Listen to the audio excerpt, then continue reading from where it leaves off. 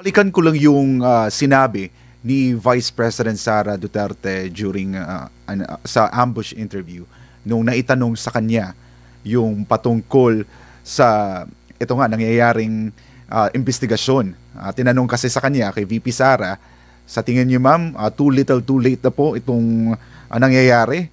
But the Vice President responded, nothingness. Parang wala na lang ito. And then, so mga past interviews din ni VP Sara, sinabi niya rin na kung talagang seryoso si President Marcos na matumbok kung sino yung nasa likod ng mga manumalyang proyektong ito, ay one day lang, Prof, ay matutukoy na kung sino ang nasa likod nito. Do you agree with that, Prof? Oo, alam mo, Jason, it will not take you months. Magkano ba ang confidential at intelligence fund ng Pangulo? Correct. 'Di ba? Nasa iyo ang makinarya, nasa iyo ang military, nasa iyo ang pulis. Bakit hindi pa andarin lahat ito so that we end up with ito yung mga nagkasala. Ito yung mga big fish. Ako, I'm sorry to say, isang malaking pambubudol ito. Kasi ang gusto ng presidente, ipivot niya ang kanyang administrasyon. Ang nangyari, ginolt niya tayo. Biro mo, after 3 years, biglang sinabihan niya ang Kongreso, mahiya naman kayo. 'Di ba? So, ako ang sense ko, from that time on, he needed a narrative that would show na I am a leader in command of things, that I will get into the bottom of all this corruption happening. Biro mo, happening during your watch. Hindi nga niya kino-continue eh. Happening under your leadership. So, he feigns not knowing. He deliberately distances himself from everything. Ikaw ba naman maniniwala? Di ba the buck stops with you? So ako, tinitingnan na lang natin sino ba ang masasama dyan. By default, yung Estrada at Revilla, tainted na yan nung Napoles, di ba? So ang dali mong isama sa naratibong gusto nila sa dulo. Ang hindi ko lang maintindihan, bakit Bulacan? Bakit si Joel Villanueva? Does this have something to do with another church-based group? So hindi ko, pag tiningnan mo, yung very fluid yung linalaro nila, hindi mo alam kung saan pupunta. At pag linagay mo dyan yung ombudsman, yung kung sino yung susunod na ombudsman, hindi ba natutuloy sa naratibo na kailangan nila ang ombudsman to control the next few years outside a Marcos administration? Hindi ba yung pagdidiin dun sa ibang mga senador had something to do with the decision to remand the impeachment complaint to the House of Representatives? So kung titingnan mo yan, parang sinasalansa na naman kung ano ang mangyayari at pagdiin sa mga Duterte. Hindi talaga naghahanap ng big fish. Kasi doon sa naratibong kinukumpas nila, parate, saan ka naman nakakita? Dapat daw, tinanong kay Diskaya, bakit hindi kasama ang 2016? Sinagot naman ng maayos. At kung titingnan mo ang datos, Jason, ang flood control projects, merong flood control projects during the time of President Duterte, pero hindi ganun kalaki. So kung i-compare mo, talagang nag-shoot up ang flood control projects ng 2023. Tapos pagdating ng 24, 25, ang lumaki naman ang unprogrammed appropriation, which means insertions. So yung menu nila nag-iiba, pero ang suma total, kontrolado rin ang pondo. At kung sino yung nagkokontrol ng pondo, malapit sa kusina ng Malacanang. So, hindi ko alam kung kung ito ay seryosong paggawa. Kasi kung seryoso yan, tama si Jason, sa isang araw, kuha mo na yan. Ang hindi pa pinag-uusapan, lahat tayo nakatingin, sino yung corrupt, sino yung kumuha ng pera, ghost ba yan, substandard ba yan. Ang tanong ko, bakit hindi mo i-commission ng engineering brigade ng AFP at ayusin?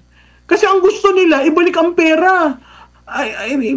Paano mo ibabalik ang pera? 'Di ba? Ibalik lahat. Hindi, ayusin. Ayusin niyo yung flood control. At, Mr. President, pwede mong tawagan ng engineering brigade ng AFP. Immobilize mo lahat yan. Oo, nakafocus sa NCR. Kasi ang NCR ang talagang mareklamo ang tao at talagang ang baha ay nakikita mo everywhere. Pero, walang gumagalaw para ayusin. Di ba? Lahat tayo nakafocus doon sa, yan, katulad yung pinakita nyo, walang gumagalaw. Parating tayong malakas na bagyo, nalinis na ba ang mga sewerages, ang mga canals, wala bang obstruction? Habang tayo nakafocus doon sa korupsyon, dapat merong gumagalaw na inaayos na ang mga culverts, ang mga kanal, ang mga outlets, di ba? Yun ang nang nakikita ng tao, may anti-corruption pero may ginagawa. Lahat nandun tayo sa anti-corruption eh. Meanwhile, pag dumating itong malakas na bagyo at tumaas na naman ang tubig, that is a reminder for everyone. Anytime na tumaas ang tubig, nabaha, nalubog ang aking pag-aari, ang galit ng tao, gobyerno. At alam mo, Prof, gusto ko lang i-highlight yung sinabi mo na para lang mas maintindihan ng ating mga kababayan kung gaano kalala itong korupsyon dito sa ating bansa. Hindi lang ito hanggang sa flood control. Binanggit niyo, Prof, yung pati sa mga school buildings at una na rin niyang binanggit ni VP Sara, I think it's 2024, na may nagkaroon ng revelation si VP Sara at sinabi niya rin yan kay BBM, pero ang sabi ni VP Sara parang binaliwala lang, parang hindi pinapakinggan. So parang nagtataka ngayon si VP Sara, bakit ngayon ka lang gumalaw? Bakit ngayon lang may aksyon? Bakit nung sinabi ko na may ganito na nangyayari sa DepEd, especially doon sa school building, bakit walang aksyon? So parang gano'n ang nangyayari ngayon, Prof. Alam mo, Jason, itong mga nangyayari, nagpapatutuo lamang sa mga sinabi niya. Nung sinabi niya yan, parang ang sinasabi, namumulitika lang yan, naninira lang yan, kaya ganyan. Pero ilang beses ba niya sinabi na sa school build na ang budget, 2 tao lang ang nagde-decide? Klarado doon, wala si Pangulo. Sinabi niya yun doon sa DepEd na pinabat-download sa kanya yung school building program. Sinabi niya, ayaw ko. Kayo na lang, yan, bahala. Hindi na ako sasama dyan. Meron ring sinabi tungkol dun sa proseso ng budgeting. So, hindi siya nagkulang. Ngayon, parang with hindsight, nakikita natin, tama pala siyang magalit, no? Talaga palang sinabi niya. Ang lokohan nga parang ano ba yan, si BP can see through, no, the different layerings in the bureaucracy. Pero hindi siya nagkulang. Sinabi niya yan sa Pangulo. Sinabi rin niya sa Pangulo, naalala niyo yung sa bigas, na ang sabi niya, lahat yan nasa kamalig lamang, pag binabayan, bababa ang presyo. Sinabi niya yon, hindi siya nagkulang. So makikita mo, kahit hindi siya tinatanong, sinasabi niya, ito yung nangyayari. So sino mas may alam nung nandun siya compared sa yung 3 taon na pamumuno na magtatanong ka ng, bakit tayo nagkaganito? O iiyak ka. 'Di ba? Maluluha ka. Alam mo, we're past that stage of maluluha. Ang naluluha ang taong bayan. Dahil magkano trilyon ang nawala. Ang tinitingnan lang natin, flood control. Imaginein mo yan. 'Di ba ang sabi nga 35 billion, abay 35 billion pag dinivide mo yan by the number of years, the number of days, kaya mong maubos ang 35 billion? Samantalang yung 35 billion na supposedly kinita ni Congressman Ko, sa dalawang areas lang yun. So ang tanong ko, hindi pa natin nakikita ang kabuuan ng storya. Kailan natin makikita? At makikita ba talaga natin yan? Kasi sa tingin ko ngayon, di ba, ang nagsabi nga yung chairman ng Blue Ribbon ngayon, we have your back, Mr. President. You don't say that. Prof, Prof, gusto ko lang balikan yung tanong mo. Kailan natin makikita at paano natin makikita? May kailangan bang may dapat bang intervention na mangyayari? Di rin natin alam. Yan rin yung tanong ng ating mga kababayan. Paano po ba? Kasi yun yung palaging tanong nila eh. Yun nga, imbestiga dito. Pero sabi mo, Prof, walang big fish na mapapanagot. So anong intervention ang dapat mangyari para makamit natin yung gusto nating mangyari, especially Jason, alam mo ang call ko, the executive and legislative branches will have to sit down and determine among themselves what are we going to tell the public. Kasi it's between the two branches. Nakita natin ngayon sa 2026 net, wala pa yung intervention ng Kongreso. May red flags. Paulit-ulit. Pare-parehong amount. Diba? NEP pa lang yan. So may problema na dun pa lang sa NEP. Tapos sasabihin ng DBM, wala kaming kakayahan to oversee. Yan, Your Honors, ang sinasabit ng ahensya. Can you look at that kind of reasoning? So ang tanong ko, hindi nyo alam. Ba't kayo nag-budget call kung hindi nyo riniribisa, di ba? Tapos, yung paano natin malalaman? I-open nyo yung insertions. Bakit ayaw ilabas ang bicameral report na may 28 blanks? Di ba?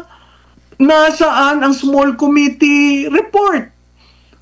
Dahil both chambers, sino ang proponent sa Senado, sa House? Sino ang nag-insert? Magkano ang in-insert? Ay, yun dapat ang una nilang gawin ng executive at legislative bago pa yung mga hearings.